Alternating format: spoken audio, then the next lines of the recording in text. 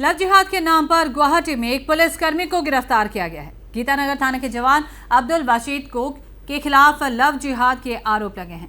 आरोप है कि खुद को हिंदू के तौर पर परिचय देकर ये पुलिसकर्मी एक युवती को अपने साथ भगा लाया था। अपनी पूर्व पत्नी और बेटी के रहते हुए भी अब्दुल वाशीद और भी कई नामों के जरिए झांसा देता आया है। इस बार वह चांदमारी की एक युवती को भगा लाया जो मूल रूप से छैगांव की निवासी है। युवती के परिवार ने चांदमारी पुलिस थाने में उसके अपहरण की शिकायत दर्ज कराई, जिसके बाद यह पूरा मामला सामने आया।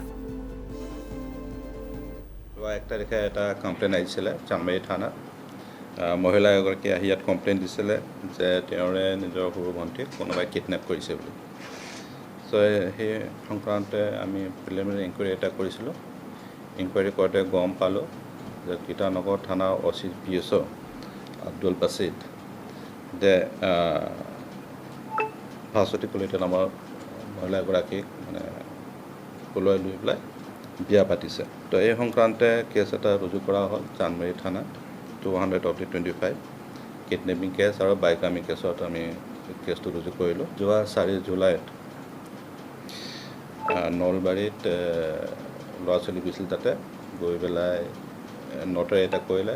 নটাৰীত ছোৱালীয়ে নিজৰ নামটো চেঞ্জ কৰিলে, নামটো চেঞ্জ কৰি পেলাই ধৰ্মটো চেঞ্জ কৰিলে। তাৰপিছতে আৰু এটা নটাৰাইজড এগ্ৰিমেণ্ট কৰিলে মেৰিয়েজৰ। আৰু গোটেই নটাৰী কাম কাজ এডভকেট নলবাৰী এডভকেট এজনে কৰিছিলে আৰু কিন্তু নটাৰী অফিচাৰটো আৰু বাক্সাৰ আছিলে।